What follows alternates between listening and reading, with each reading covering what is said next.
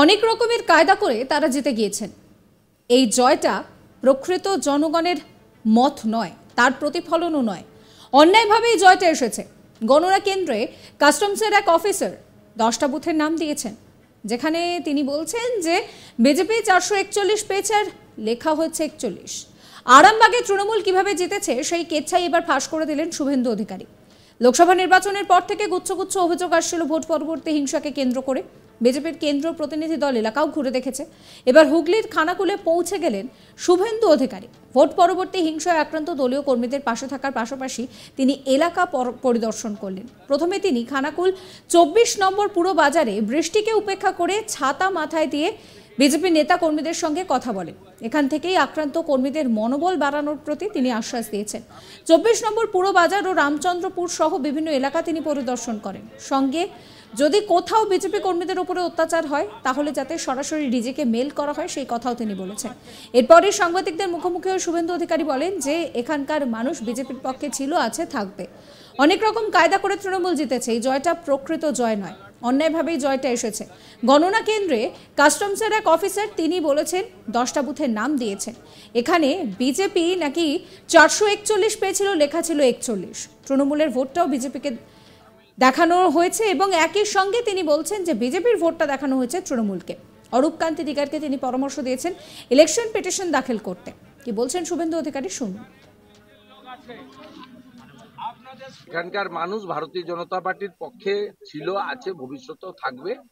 অনেক রকম কায়দা কানুন করে সামান্য ভোটে তারা জিতে গেছেন এবং এই জয়টা প্রকৃত জনগণের যে মত তার প্রতিফলন নয়, এটা অন্যভাবে এই জয়টা আনা হয়েছে। আমাদের লড়াই চোর তৃণমূলের বিরুদ্ধে, আমাদের লড়াই মমতা পুলিশের বিরুদ্ধে, নিজেদের বিরুদ্ধে নয়।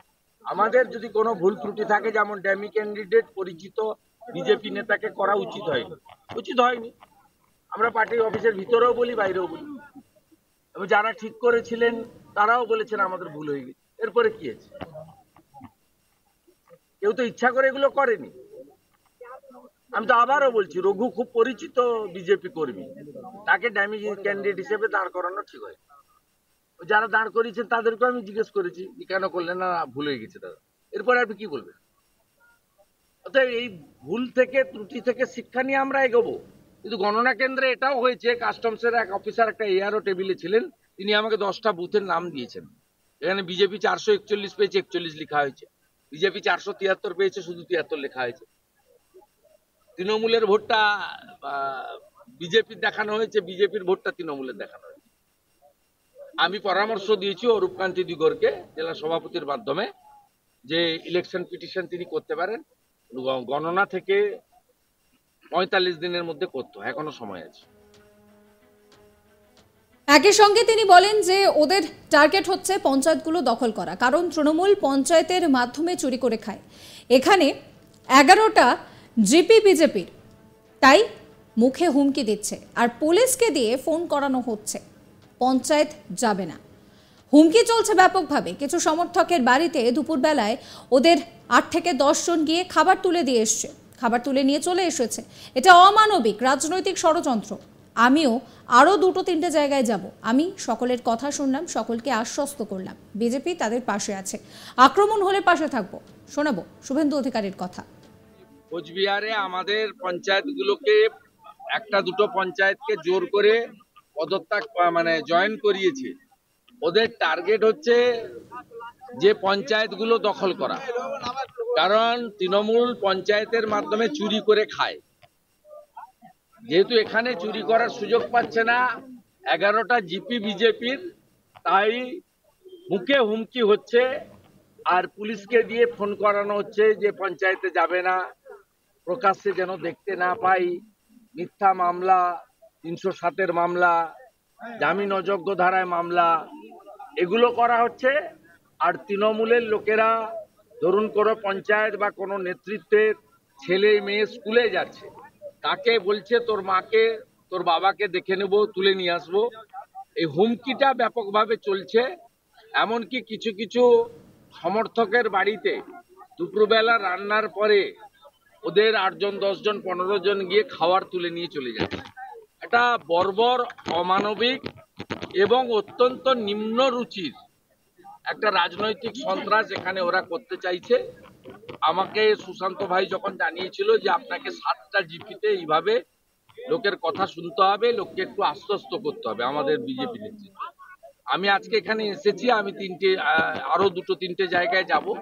এখানে 2টো গ্রাম পঞ্চায়েতের প্রধান, মেম্বার, বিজেপির কার্যকর্তা কয়েকশো এখানে আমার সাথে আছে।